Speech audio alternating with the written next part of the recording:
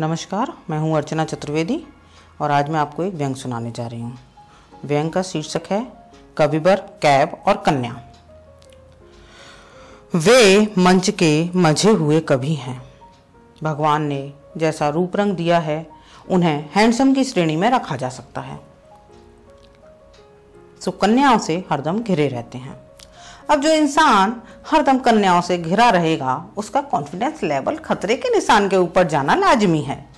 सो हमारे कविवर जी भी आत्मविश्वास की सारी ऊंचाइयां तय कर चुके हैं। नित नए शहरों में अपनी कविता के जलवे बिखेरते कविवर जी का नंबर इस बार राजधानी दिल्ली का आया।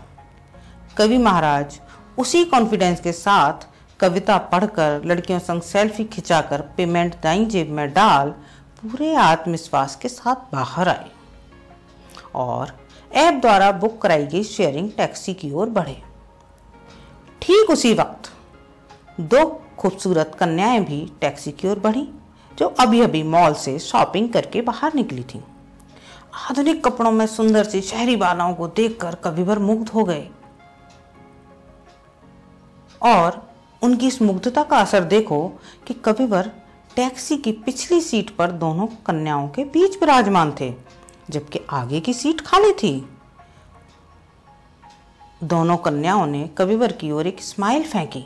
अब कविवर थोड़े और आत्ममुग्ध हुए। उन्हें लगा कि ये सब उनकी स्मार्टनेस और हैंडसम होने का असर है कि दोनों कन्याएं उन पर मोहित हैं। टैक्सी में बैठते ही कविवर ने बाईं ओर बैठी कन्या को ताड़ने के साथ उससे बातें करने की कोशिश भी करना शुरू कर दी, जिसमें वे जल्द सफल भी हो गए।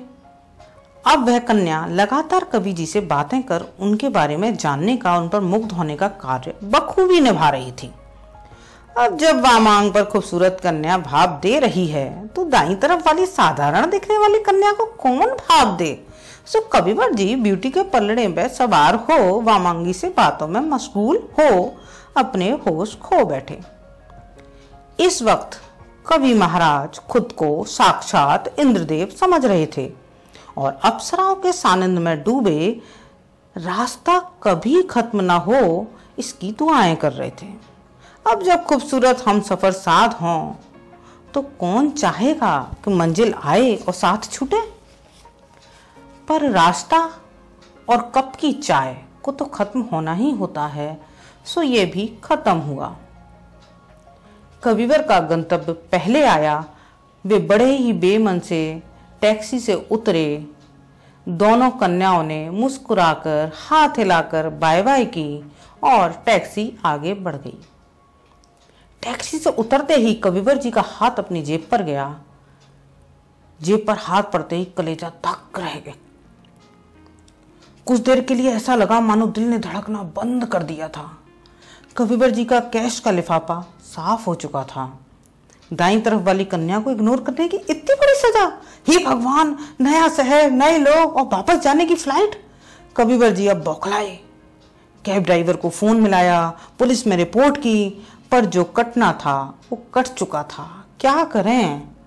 अब बेचारे कविवर हनी ट्रैप यानी शहद भरे जाल का मतलब समझ चुके थे। हालत ये थी कि बेचारे किसी को सुना भी नहीं सकते। जिसको सुनाते हैं वो पहले दिल खोलकर हंसता है, फिर कहता है भाई इसे जेब कटना नहीं कहते, और फिर जोर से ठहाका लगा के हंसता है।